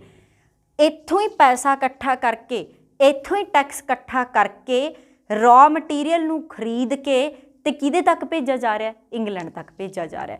ਮਤਲਬ ਹੁਣ ਬਾਹਰੋਂ ਗੋਲਡ ਵਾਲਾ ਜਿਹੜਾ ਕਨਸੈਪਟ ਸੀ ਉਹ ਖਤਮ ਹੋ ਰਿਹਾ। ਭਾਰਤ ਦਾ ਪੈਸਾ ਬਾਹਰ ਜਾਣਾ ਸ਼ੁਰੂ ਹੁੰਦਾ ਹੈ। ਬਕਸਰ ਦੀ ਲੜਾਈ ਦਾ ਨਤੀਜਾ ਕੁਛ ਇਸ ਤਰੀਕੇ ਦਾ ਉੱਭਰ ਕੇ ਨਿਕਲਿਆ। ਹੁਣ ਕੀ ਹੁੰਦਾ, ਇਸ ਤੋਂ ਬਾਅਦ ਕੀ ਹੁੰਦਾ? ਈਸਟ ਇੰਡੀਆ ਕੰਪਨੀ ਚੱਲ ਰਹੀ ਹੈ, ਵਧੀਆ ਚੱਲ ਰਿਹਾ, ਉਹਨਾਂ ਦੀ ਵਧੀਆ ਗੇਮ ਚੱਲ ਰਹੀ ਹੈ। ਹੁਣ ਇਹ ਸਾਰੀ ਨਿਗਾਹ ਕਿਹਦੇ ਥੱਲੇ ਆ ਜਾਂਦੇ ਨੇ? ਬ੍ਰਿਟਿਸ਼ਨਸ ਦੇ ਥੱਲੇ ਆ ਜਾਂਦੇ ਨੇ। ਬ੍ਰਿਟਿਸ਼ ਸਰਕਾਰ ਸੋਚਦੀ ਹੈ ਵੀ ਇੰਨਾ ਕੁਛ ਕਰ ਰਹੇ ਨੇ, ਇੰਨਾ ਵਪਾਰ ਕਰ ਰਹੇ ਨੇ, ਇੰਨਾ ਬੈਨੀਫਿਟ ਲੈ ਰਹੇ ਨੇ, ਸਾਨੂੰ ਡੈਫੀਨੇਟਲੀ ਈਸਟ ਇੰਡੀਆ ਕੰਪਨੀ ਦੇ ਜਿਹੜੇ ਰਾਈਟਸ ਨੇ ਉਹਨਾਂ ਨੂੰ ਕੱਟ ਕਰਨਾ ਪਊਗਾ। ਸਾਨੂੰ ਵੀ ਫਾਇਦਾ ਹੋਵੇ। ਜੇ ਇੰਨਾ ਕੁਛ ਕਰ ਰਹੇ ਨੇ ਉੱਥੇ ਬੈਠ ਕੇ, ਤਾਂ ਕਿਉਂ ਨਾ ਅਸੀਂ ਨਾ ਕੋਈ ਗੇਮ ਪਲੇ ਕਰੀਏ। ਹੁਣ ਕੀ ਹੁੰਦਾ ਹੈਗਾ, ਜਦੋਂ ਹੀ ਰਿਵੈਨਿਊ ਰਾਈਟ, ਜਦੋਂ ਹੀ ਟੈਕਸ ਇਕੱਠਾ ਕਰਨ ਦਾ ਰਾਈਟ ਈਸਟ ਇੰਡੀਆ ਕੰਪਨੀ ਕੋਲੇ ਹੁੰਦਾ ਹੈ, ਬ੍ਰਿਟਿਸ਼ ਸਰਕਾਰ ਹੈ ਜਿਹੜੀ ਉਹ ਥੋੜਾ ਦਬਦਬਾ ਬਣਾਉਣਾ ਸ਼ੁਰੂ ਕਰਦੀ ਆ। ਕਿਹਦੇ ਉੱਪਰ? ਈਸਟ ਇੰਡੀਆ ਕੰਪਨੀ ਦੇ ਉੱਪਰ। ਐਕਟ ਪੜ੍ਹਾਂਗੇ ਆਪਾਂ, ਇੱਥੋਂ ਸਾਡਾ ਅਸਲੀ ਪੋਲੀਟੀਕਲ ਇਨਫਲੂਐਂਸ ਸਟਾਰਟ ਹੁੰਦਾ। 1773 ਤੇ 84 ਦੇ ਰੈਗੂਲੇਟਿੰਗ ਐਕਟ ਆਉਣਗੇ, ਉਹਨਾਂ ਦੇ ਅੰਡਰ ਕੀ ਹੋਇਆ? 13 ਤੇ 54 ਦਾ ਚਾਰਟਰ ਐਕਟ ਅਸੀਂ ਪੜ੍ਹਾਂਗੇ। 58 61 19 ਚ ਕਾਉਂਸਲ ਐਕਟ ਅਸੀਂ ਪੜ੍ਹਾਂਗੇ। ਆ ਤਾਂ ਗੇਮ ਚੇਂਜਿੰਗ ਹੀ ਨੇ, ਤਾਂ ਸਾਡੀ ਭਾਰਤੀ ਪੋਲੀਟੀਕਲ ਸਾਇੰਸ ਦੀ ਬੈਕਬੋਨ ਨੇ। 1935 ਦਾ 60% ਸੰਵਿਧਾਨ ਅਸੀਂ ਕੌਂਸਟੀਟਿਊਸ਼ਨ ਅਸੈਂਬਲੀ 'ਚ ਜਾ ਕੇ ਲਾਗੂ ਕੀਤਾ। ਭਾਰਤੀ ਆਜ਼ਾਦੀ ਐਕਟ ਦੇ ਨਾਲ ਅਸੀਂ ਆਜ਼ਾਦ ਹੋ ਗਏ। ਕੁਛ ਇਸ ਤਰੀਕੇ ਦੇ ਐਕਟ ਨੇ ਜਿਹੜੇ ਉਹ ਸਾਨੂੰ ਭਾਰਤੀ ਸੰਵਿਧਾਨ ਦੇ ਪਿਛੋਕੜ 'ਚ ਪੜ੍ਹਨੇ ਪੈਣਗੇ। ਗੇਮ ਕਿੱਥੇ ਖੜ ਗਈ? ਈਸਟ ਇੰਡੀਆ ਕੰਪਨੀ ਨੂੰ ਚਾਹੁੰਦੇ ਨੇ ਬ੍ਰਿਟਿਸ਼ਨਸ ਕੰਟਰੋਲ ਕਰਨਾ। ਬ੍ਰਿਟਿਸ਼ਨਸ ਕਹਿੰਦੇ ਨੇ ਵੀ ਭਾਈ ਇੰਨਾ ਰਿਵੈਨਿਊ ਇਕੱਠਾ ਕਰ ਰਹੇ ਨੇ, ਇੰਨਾ ਪੈਸਾ ਇਕੱਠਾ ਕਰ ਰਹੇ ਨੇ, ਅਸੀਂ ਇਹਨਾਂ ਨੂੰ ਮੋਨੋਪੋਲੀ ਕਿਉਂ ਦਿੱਤੀ ਹੋਈ ਹੈ? ਅਸੀਂ ਕੁਛ ਨਾ ਕੁਛ ਇੰਟਰਫੇਅਰ ਕਰਦੇ ਹਾਂ, ਸਾਨੂੰ ਵੀ ਇਨਕਮ ਆਊਗੀ। ਕੰਪਨੀ ਆਖਰਕਾਰ ਕੰਪਨੀ ਹੈ ਤਾਂ ਸਾਡੀ ਨਾ, ਅਸੀਂ ਹੀ ਤਾਂ ਰਾਇਲ ਫਰਮਾਨ ਜਾਰੀ ਕਰਕੇ ਇਹਨਾਂ ਨੂੰ ਸਟੈਬਲਿਸ਼ ਕੀਤਾ। ਚਲੋ ਜੀ, ਹੋ ਗਈ ਗੇਮ ਚੇਂਜ, ਹੋ ਗਿਆ ਸ਼ੁਰੂ ਕਨਸੈਪਟ ਰੈਗੂਲੇਟਿੰਗ ਐਕਟ 1773 ਦਾ। ਕੀ ਲੈ ਕੇ ਆਇਆ ਰੈਗੂਲੇਟਿੰਗ 1773? ਬਹੁਤ ਇੰਪੋਰਟੈਂਟ ਕਨਸੈਪਟ ਹੈ। ਇੱਥੋਂ ਤੁਹਾਨੂੰ ਅਸਲੀ ਪੋਲੀਟੀਕਲ ਦੇ ਕਨਸੈਪਟ ਦੇ ਜਿਹੜੇ ਉਹ ਬਰਥ ਲੈਣਾ ਸ਼ੁਰੂ ਕਰਦੇ ਨੇ। ਕਿਵੇਂ? ਈਸਟ ਇੰਡੀਆ ਕੰਪਨੀ ਨੂੰ ਕੰਟਰੋਲ ਅਤੇ ਰੈਗੂਲੇਸ਼ਨ ਦਾ ਪਹਿਲਾ ਕਦਮ, ਮੈਂ ਤੁਹਾਨੂੰ ਕਿਹਾ ਕਿ ਬ੍ਰਿਟਿਸ਼ਨਸ ਨੇ ਜਿਹੜੇ ਉਹ ਚਾਹੁੰਦੇ ਨੇ ਕਿ ਅਸੀਂ ਈਸਟ ਇੰਡੀਆ ਕੰਪਨੀ ਨੂੰ ਆਪਣੇ ਕੰਟਰੋਲ ਹੇਠ ਲਈਏ, ਉਹਦੀ ਅਸੀਂ ਰੈਗੂਲੇਸ਼ਨਸ ਕਰਦੇ ਹਾਂ। ਰੈਗੂਲੇਸ਼ਨਸ ਕਰਨ ਦਾ ਮਤਲਬ ਤੇ ਉਹਨੂੰ ਕੰਟਰੋਲ ਕਰਨ ਦਾ ਪਹਿਲਾ ਕਦਮ ਕਿਹਦੇ ਥਰੂ ਆਇਆ? ਰੈਗੂਲੇਟਿੰਗ ਐਕਟ 1773 ਦੇ ਥਰੂ ਆਇਆ। ਰੈਗੂਲੇਸ਼ਨ ਤੇ ਕੰਟਰੋਲ ਤੁਸੀਂ ਸਮਝੋਗੇ ਅੱਗੇ ਜਾ ਕੇ ਹੌਲੀ ਹੌਲੀ ਕੀ ਹੋ ਰਿਹਾ। ਫਾਈਨੈਂਸ਼ੀਅਲ ਪਾਵਰ ਹੈ ਜਿਹੜੀ ਬ੍ਰਿਟਿਸ਼ਨਸ ਆਪਣੇ ਹੱਥ ਦੇ ਵਿੱਚ ਲੈਣ ਦੀ ਕੋਸ਼ਿਸ਼ ਕਰ ਰਹੇ ਨੇ ਕਿ ਜੇ ਈਸਟ ਇੰਡੀਆ ਕੰਪਨੀ ਕੰਮ ਕਰੂਗੀ ਤਾਂ ਉਹਦੀ ਰੈਗੂਲੇਸ਼ਨ ਅਸੀਂ ਕਰਾਂਗੇ ਤੇ ਫਾਈਨੈਂਸ਼ੀਅਲ ਪਾਵਰ ਆਟੋਮੈਟਿਕਲੀ ਸਾਡੇ ਹੱਥ ਦੇ ਵਿੱਚ ਆਊਗੀ। ਨੈਕਸਟ ਪੁਆਇੰਟ ਕੀ ਹੋ ਰਿਹਾ ਹੁਣ ਦੇਖੋ ਧਿਆਨ ਦੇ ਨਾਲ। ਨੈਕਸਟ ਪੁਆਇੰਟ ਪੜ੍ਹ ਲਿਆ ਹੋਣਾ ਤੁਸੀਂ, ਬੰਗਾਲ ਦਾ ਗਵਰਨਰ ਬਦਲ ਕੇ governor general of Bengal the position ਹੈ ਜਿਹੜੀ ਉਹ ਕ੍ਰੀਏਟ ਹੋ ਜਾਂਦੀ ਹੈ। ਇਹਦਾ ਮਤਲਬ ਕੀ ਹੈ? ਹੁਣ ਤੁਸੀਂ ਕਹੋਗੇ ਕਿ ਬੰਗਾਲ ਦਾ ਗਵਰਨਰ ਬਦਲਣਾ ਇੱਕ ਹਿਸਟੋਰੀਕਲ ਫੈਕਟ ਹੈ, ਦਾ ਪੋਲੀਟੀਕਲ ਇਫੈਕਟ ਕੀ ਹੈ? ਸਾਡੇ ਦੇਸ਼ ਦੇ ਵਿੱਚ ਕੇਂਦਰੀਕਰਨ, ਸੈਂਟਰਲਾਈਜੇਸ਼ਨ ਦੀ ਪ੍ਰੋਸੈਸ ਹੈ ਜਿਹੜੀ ਉਹ ਸ਼ੁਰੂ ਹੋ ਜਾਂਦੀ। ਹੁਣ ਜਿਵੇਂ ਅਸੀਂ ਕਹਿੰਦੇ ਹਾਂ ਨਾ ਕਿ ਸਾਡੇ ਭਾਰਤ ਦੇ ਵਿੱਚ ਵਿਕੇਂਦਰੀਕਰਨ ਹੈ, ਮਤਲਬ ਪਾਵਰ ਕੇਂਦਰ ਤੋਂ ਵੀ ਕੰਟਰੋਲ ਕੀਤੀ ਜਾਂਦੀ ਹੈ ਤੇ ਰਾਜਾਂ ਤੋਂ ਵੀ ਕੰਟਰੋਲ ਕੀਤੀ ਜਾਂਦੀ ਹੈ। ਦੋ ਜਗ੍ਹਾ ਤੇ ਫੈਡਰਲ ਸਟਰਕਚਰ ਦਾ ਬਰਥ ਹੈ ਜਿਹੜਾ ਹੋ ਰਿਹਾ ਨਾ, ਉਹਦੀਆਂ ਨੀਹਾਂ ਰੱਖੀਆਂ ਜਾ ਰਹੀਆਂ ਨੇ ਕਿ ਸੈਂਟਰ ਤੋਂ ਸਿਸਟਮ ਕੰਟਰੋਲ ਹੋਊਗਾ, ਇੱਕ ਬਾਡੀ ਹੋਊਗੀ। ਬ੍ਰਿਟਿਸ਼ਨ ਕਹਿੰਦੇ ਅਸੀਂ ਕੰਟਰੋਲ ਕਰਾਂਗੇ, ਸੈਂਟਰਲਾਈਜ਼ਡ ਪਾਵਰ ਸਾਡੇ ਕੋਲੇ ਆਊਗੀ, ਸਾਡੇ ਅੰਡਰ ਰਹਿ ਕੇ ਈਸਟ ਇੰਡੀਆ ਕੰਪਨੀ ਕੰਮ ਕਰ ਸਕਦੀ ਹੈ। ਕੇਂਦਰੀਕਰਨ ਦਾ ਪਹਿਲਾ ਕਦਮ ਉਠਾਇਆ ਗਿਆ। ਕਿਵੇਂ? ਬੰਗਾਲ ਦਾ ਗਵਰਨਰ ਪਹਿਲਾਂ ਕੀ ਹੁੰਦਾ ਸੀ? ਬੰਗਾਲ, ਜਿਵੇਂ ਆਪਾਂ ਦੇਖਿਆ ਨਾ ਪ੍ਰੈਜ਼ੀਡੈਂਸੀਜ਼ ਨੇ ਜਿਹੜੀਆਂ ਉਹ ਬ੍ਰਿਟਿਸ਼ਨਸ ਦੇ ਹੱਥ ਦੇ ਵਿੱਚ ਆ ਗਈਆਂ। ਬੰਗਾਲ ਆ ਗਿਆ, ਮਦਰਾਸ ਆ ਗਿਆ, ਕਲਕੱਤਾ ਆ ਗਿਆ, ਬੰਬੇ ਆ ਗਿਆ। ਇਹ ਕੁਛ ਇਹੋ ਜਿਹੀਆਂ ਪ੍ਰੈਜ਼ੀਡੈਂਸੀ ਨੇ ਜਿਨ੍ਹਾਂ ਦੇ ਉੱਪਰ ਪੂਰੇ ਤਰੀਕੇ ਨਾਲ ਦਬਦਬਾ ਈਸਟ ਇੰਡੀਆ ਕੰਪਨੀ ਦਾ। ਇੱਥੋਂ ਟੈਕਸ ਇਕੱਠਾ ਕਰ ਰਹੇ ਨੇ ਉਹ ਈਸਟ ਇੰਡੀਆ ਕੰਪਨੀ ਵਾਲੇ, ਰਿਵੈਨਿਊ ਰਾਈਟ ਨੇ ਉਹਨਾਂ ਕੋਲ ਇੱਥੇ। ਹੁਣ ਉਹ ਕਹਿੰਦੇ ਵੀ ਜਿਹੜਾ ਤਾਂ ਬੰਗਾਲ ਦਾ ਗਵਰਨਰ ਹੋਊਗਾ ਇਹਨੂੰ ਅਸੀਂ ਗਵਰਨਰ ਜਨਰਲ ਆਫ ਬੰਗਾਲ ਬਣਾਵਾਂਗੇ, ਭਾਵ ਕਿ ਬੰਗਾਲ ਦਾ ਗਵਰਨਰ ਮਦਰਾਸ, ਕਲਕੱਤਾ, ਬੰਬੇ ਇਹ ਸਾਰੀਆਂ ਪ੍ਰੈਜ਼ੀਡੈਂਸੀਜ਼ ਨੂੰ ਕੰਟਰੋਲ ਕਰੂਗਾ। ਇਹ ਨਹੀਂ ਕਿ ਮਦਰਾਸ ਦੇ ਅੱਡ ਡਿਸੀਜਨ ਹੋਣਗੇ, ਕਲਕੱਤੇ ਦੇ ਅੱਡ ਹੋਣਗੇ, ਜਿਵੇਂ ਕਿ ਪਹਿਲਾਂ ਹੁੰਦੇ ਸੀ। ਮਦਰਾਸ ਦਾ ਅੱਡ ਹੁੰਦਾ ਸੀ, ਕਲਕੱਤੇ ਦਾ ਅੱਡ, ਬੰਬੇ ਦਾ ਅੱਡ, ਛੋਟੇ ਛੋਟੇ ਪ੍ਰੈਜ਼ੀਡੈਂਸੀਜ਼ ਹੋਣੇ, ਉਹਨਾਂ ਪ੍ਰੈਜ਼ੀਡੈਂਸੀਜ਼ ਦੇ ਉੱਪਰ ਇੱਕ ਇੱਕ ਬੰਦਾ ਹੋਣਾ। ਹੁਣ ਸਾਰਾ ਕੁਝ ਇਕੱਠਾ ਕਰਕੇ ਉਹਦਾ ਸੈਂਟਰਲਾਈਜੇਸ਼ਨ ਸ਼ੁਰੂ ਹੋ ਗਈ, ਕੇਂਦਰੀਕਰਨ ਸ਼ੁਰੂ ਹੋ ਗਿਆ। ਤੇ ਉਹ ਕੇਂਦਰੀਕਰਨ ਦਾ ਸਿਸਟਮ ਕਿਹੜੀ ਜਗ੍ਹਾ ਤੋਂ ਕੰਟਰੋਲ ਹੋਣਾ ਸੀ? ਬੰਗਾਲ ਤੋਂ ਕੰਟਰੋਲ ਹੋਣਾ ਸੀ। ਤੇ ਹੁਣ ਤੁਹਾਨੂੰ ਸਭ ਨੂੰ ਪਤਾ ਹੋਣਾ ਹੈ, ਮੈਨੂੰ ਲੱਗਦਾ ਹੈ ਜਿੱਥੋਂ ਤੱਕ, ਕਿ ਭਾਰਤ ਦਾ ਪਹਿਲਾ ਗਵਰਨਰ ਜਨਰਲ ਆਫ ਬੰਗਾਲ, ਜਾਂ ਆਪਾਂ ਕਹੀਏ ਕਿ first governor general of Bengal ਕੌਣ ਰਿਹਾ ਜੀ? ਵਾਰਨ ਹੇਸਟਿੰਗਸ ਰਿਹਾ। First governor general of Bengal was lord Warren Hastings. ठीक है जी, ਇਹੋ ਜਿਹੇ ਪੁਆਇੰਟ ਤੁਹਾਨੂੰ, ਇਹ ਬੇਸ਼ੱਕ ਤੁਸੀਂ ਕਹਿ ਦਿੰਦੇ ਹੋ ਹਿਸਟਰੀ ਦਾ ਕੁਐਸਚਨ ਹੈ, ਪਰ ਪੋਲੀਟੀਕਲ 'ਚ ਪੁੱਛੇ ਜਾਂਦੇ ਨੇ, ਕਿਉਂਕਿ ਸੈਂਟਰਲਾਈਜੇਸ਼ਨ ਇੱਕ ਪੋਲੀਟੀਕਲ ਦਾ ਕਨਸੈਪਟ ਹੈ। ਰੈਗੂਲੇਟਿੰਗ ਐਕਟ ਟੋਟਲੀ ਇੱਕ ਪੋਲੀਟੀਕਲ ਅਫੇਅਰ ਦੇ ਪੱਖ ਤੋਂ ਬ੍ਰਿਟਿਸ਼ਨਸ ਲੈ ਕੇ ਆਏ ਨੇ।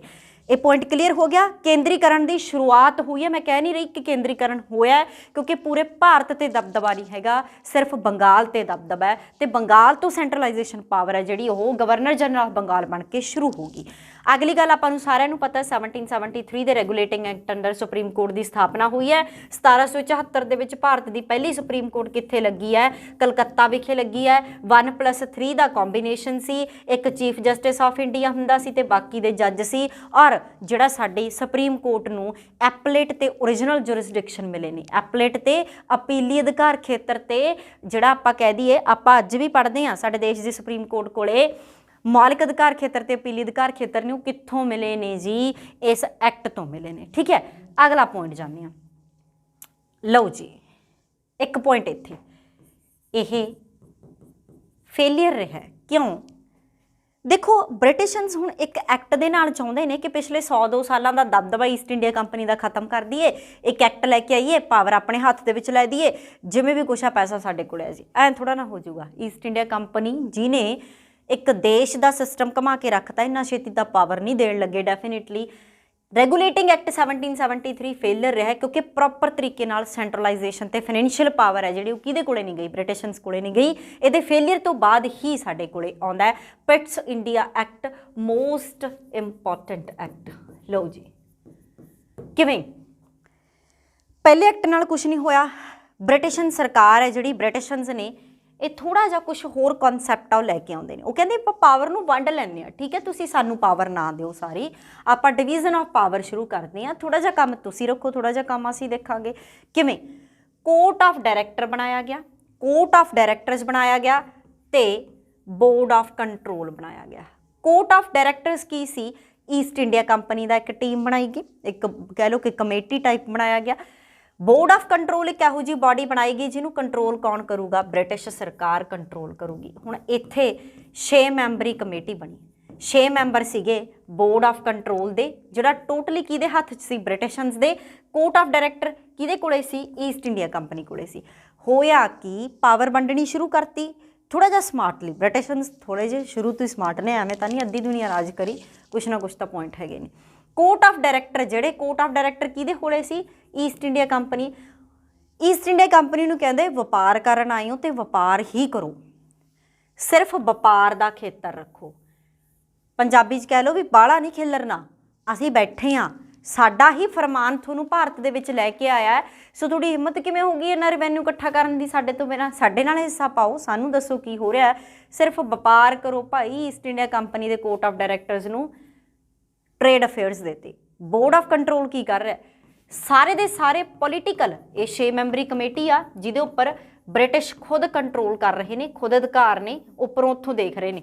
ਸਾਰੇ ਦੇ ਸਾਰੇ ਪੋਲੀਟੀਕਲ ਅਫੇਅਰ ਸਾਡੇ ਹੋਣਗੇ, ਸਾਰੇ ਦੇ ਸਾਰੇ ਸਿਵਲ ਅਫੇਅਰ ਹੋਣਗੇ, ਸਾਰੇ ਦੇ ਸਾਰੇ ਮਿਲਟਰੀ ਅਫੇਅਰ ਸਾਡੇ ਹੋਣਗੇ, ਅਸੀਂ ਦੇਖਾਂਗੇ। ਤੁਸੀਂ ਸਿਰਫ ਵਪਾਰ ਦਾ ਦੇਖੋ ਕਿਵੇਂ ਕਰਨਾ, ਕੀ ਕਰਨਾ, ਰਾਜਨੀਤਿਕ ਮੁੱਦੇ ਕਿੱਥੇ ਤੇ ਕਿਵੇਂ ਜੇ ਹੋਣਗੇ ਉਹ ਸਿਰਫ ਅਸੀਂ ਦੇਖਾਂਗੇ।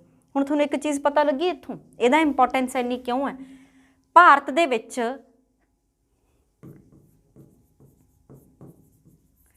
ਡਿਊਲ ਸਿਸਟਮ ਸ਼ੁਰੂ ਹੁੰਦਾ ਹੈ, ਦੋਹਰੀ ਸ਼ਾਸਨ ਪ੍ਰਣਾਲੀ ਦੀ ਸ਼ੁਰੂਆਤ ਹੋਗੀ।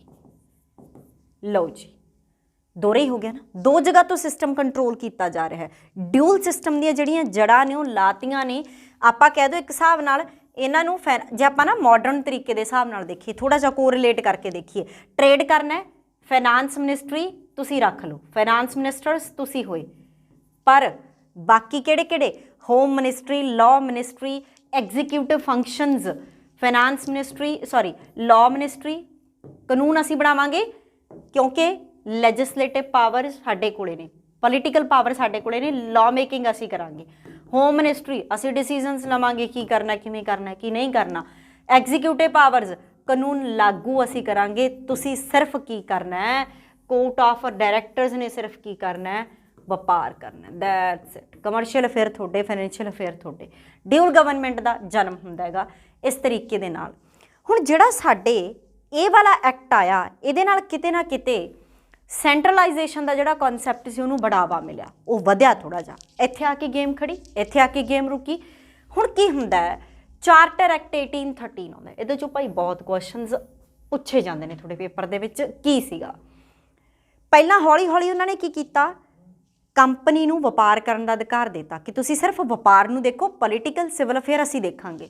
ਚਾਰਟਰ ਐਕਟ ਨਾਲ ਜਮੇ ਹੀ ਫੱਟੇ ਚੱਕਤੇ। ਕੀ ਫੱਟੇ ਚੱਕਤੇ, ईस्ट इंडिया कंपनी का व्यापार ते एक अधिकार का खात्मा, चक्को जी, डन होगी गल।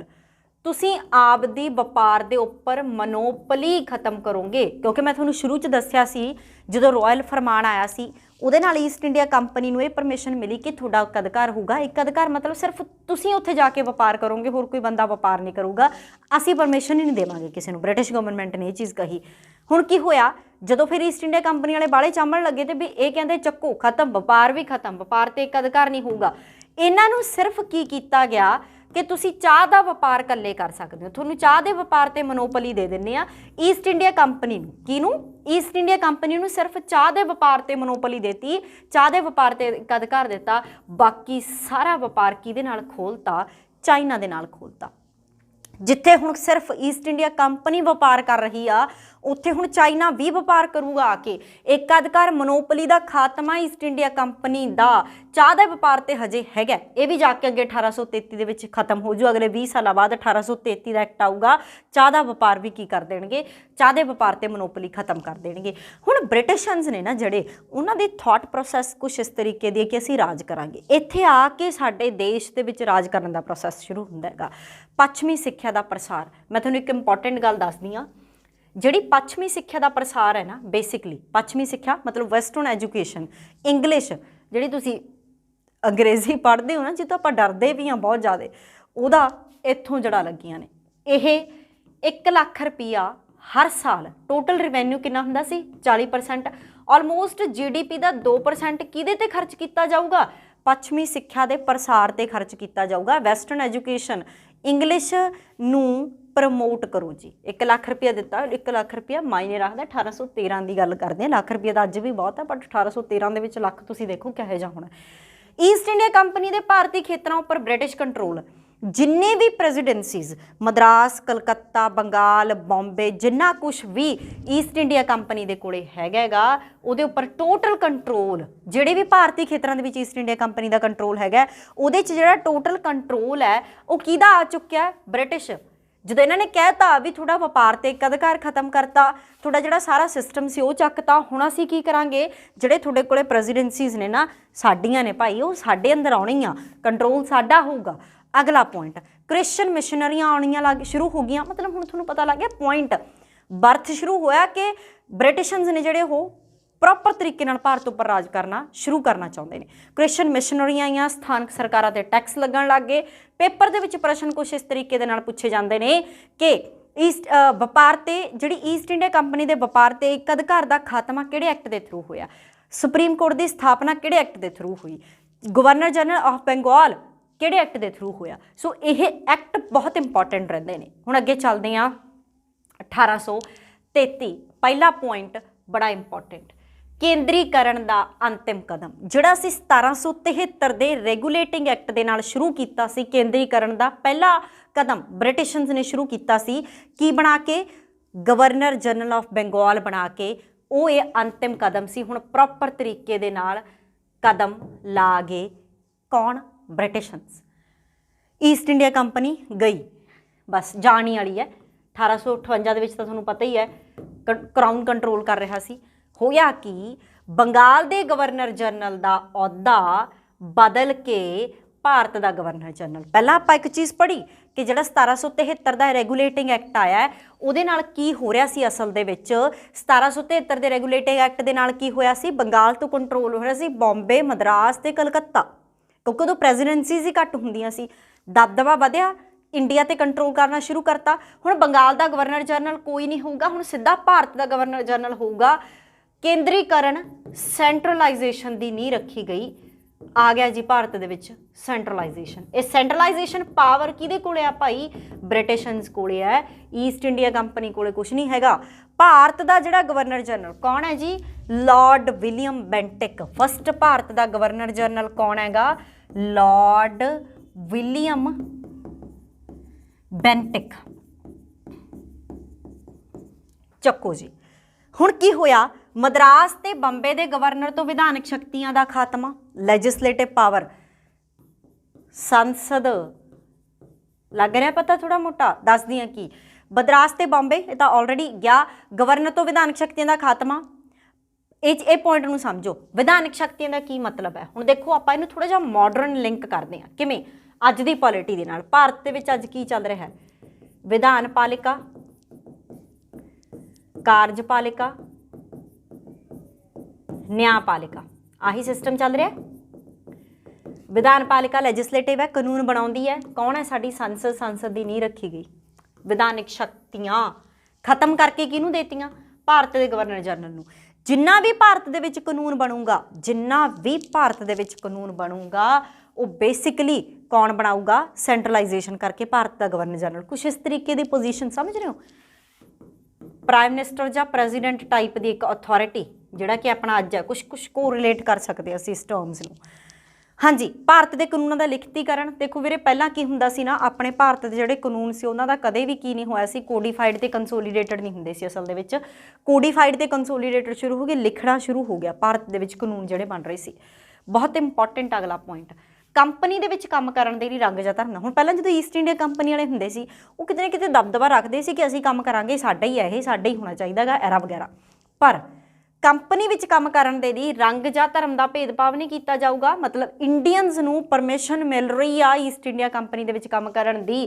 ਤੇ ਸਾਡੇ ਆਰਟੀਕਲ 14, 15 ਤੇ 16 ਦਾ ਨਿਰਮਾਣ ਹੋ ਰਿਹਾ ਦੇਸ਼ ਦੇ ਵਿੱਚ, ਜਿਹੜਾ ਕਿ ਮੌਲਿਕ ਅਧਿਕਾਰਾਂ ਦਾ ਪਾਰਟ ਹੈ। ਪੜ੍ਹਦੇ ਹਾਂ ਨਾ ਆਪਾਂ, ਰੰਗ, ਧਰਮ, ਇਕੁਐਲਿਟੀ, ਸਾਰੀਆਂ ਚੀਜ਼ਾਂ ਪੜ੍ਹਦੇ ਹਾਂ। ਉਹਦਾ ਜਨਮ ਹੋ ਰਿਹਾ। ਕਈ ਬੱਚੇ ਕਹਿੰਦੇ ਨੇ ਕਿ ਐਕਟ ਕਿਉਂ ਪੜ੍ਹ ਰਹੇ ਆ ਯਾਰ, ਕੋਈ ਇੰਪੋਰਟੈਂਸ ਕਿਉਂ ਨਹੀਂ। ਯਾਰ ਇਹਦਾ ਬਰਥ ਹੀ ਇੱਥੋਂ ਹੋਏਗਾ, ਇਹਦਾ ਜਨਮ ਹੀ ਇੱਥੋਂ ਹੋਇਆ, ਭਾਰਤੀ ਸੰਵਿਧਾਨ ਦਾ। ਠੀਕ ਹੈ।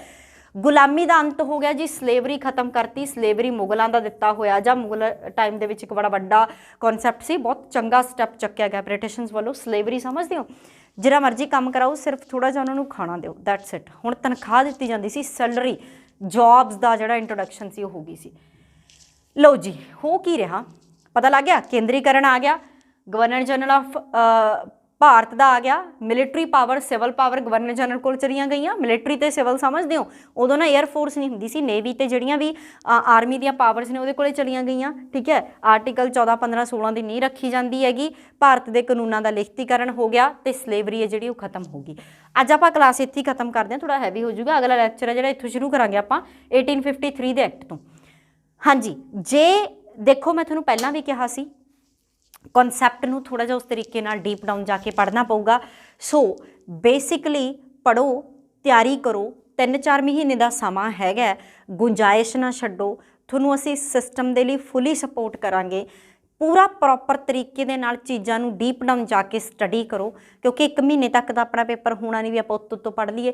ਰਿਸਕ ਨਾ ਲਓ ਭਾਈ, ਕੰਪੀਟੀਸ਼ਨ ਜ਼ਿਆਦਾ ਹੈ। SST ਦੇ ਵਿੱਚ ਤਾਂ ਵੈਸੇ ਹੀ ਕੰਪੀਟੀਸ਼ਨ ਜ਼ਿਆਦਾ ਹੁੰਦਾ ਹੈਗਾ, ਔਰ ਬਹੁਤ ਸਾਰੇ ਸਟੂਡੈਂਟਸ ਨੂੰ ਇਹ ਲੱਗਦਾ ਚਲੋ ਰਾਸ਼ਟਰਪਤੀ ਬਾਰੇ ਪਤਾ ਹੋਣਾ, ਰਾਜ ਸਭਾ, ਲੋਕ ਸਭਾ ਬਾਰੇ ਪਤਾ ਹੋਣਾ, ਵਧੀਆ ਗੱਲਾਂ ਨੇ, ਪਰ ਹਰੇਕ ਚੀਜ਼ ਨੂੰ ਡੀਪ ਡਾਊਨ ਜਾ ਕੇ ਬਰੀਕੀ ਦੇ ਨਾਲ ਪੜ੍ਹਨਾ, ਉਹ ਚੀਜ਼ ਹੋਰ ਵੀ ਇੰਪੋਰਟੈਂਟ ਹੁੰਦੀ ਹੈ। ਸੋ ਬੇਸਿਕਲੀ ਮੈਂ ਤੁਹਾਨੂੰ ਪਹਿਲਾਂ ਵੀ ਦੱਸਿਆ ਸੀ, ਨੋਟਸ ਚਾਹੀਦੇ ਨੇ, ऑब्जेक्टिव क्वेश्चंस चाहिए ने, नीचे दिते हुए नंबर्स ने उन्होंने उपर WhatsApp कर दो अपना नंबर, थोड़ा नोट्स वगैरह मिल जाएंगे, कोई प्रॉब्लम वाली गल नहीं, फुल सपोर्ट रहूगी साडे वालों इस सिस्टम के लिए। बस तुसी सिर्फ पढ़ना आ, एक अच्छी गाइडेंस के अंडर पढ़ना है। बहुत सारे स्टूडेंट्स ने जिहड़े मिस गाइड होंदे ने, वो इन्ना कुछ पढ़ लेंदे ने एक्सट्रा ही जिहड़ा कि रेलीवेंट नहीं हुंदा, जां फिर वो पेपर के पॉइंट ऑफ व्यू तक पहुँचते ही नहीं। सो प्लीज़ इस चीज़ नूं तुसी काउंट करके चलियो। जे असी थोड़ा बहुता भी तुहाडे लिए पार्टिसिपेशन कर सकते हैं, साडी गुडविल आ। दूसरी चीज़ जिहड़ा इहदा ਪ੍ਰੋਪਰ ਚੈਪਟਰ ਖਤਮ ਹੋਊਗਾ। ਅਗਲੇ ਐਕਟ ਆਪਾਂ 1947 ਤੱਕ ਜਾਣਾ, ਹਜੇ ਤਾਂ 33 ਆ ਗਿਆ, 53 ਆ ਗਿਆ, 53 ਤੋਂ ਬਾਅਦ ਫਿਰ ਆਪਾਂ ਅਗਲੇ ਐਕਟ ਪੜ੍ਹਨੇ ਨੇ ਜਿਹੜੇ ਤੁਹਾਡੇ ਲਈ ਇੰਪੋਰਟੈਂਟ ਨੇ, ਨਾਟ ਵੈਰੀ ਕੰਟੀਨਿਊਸਲੀ।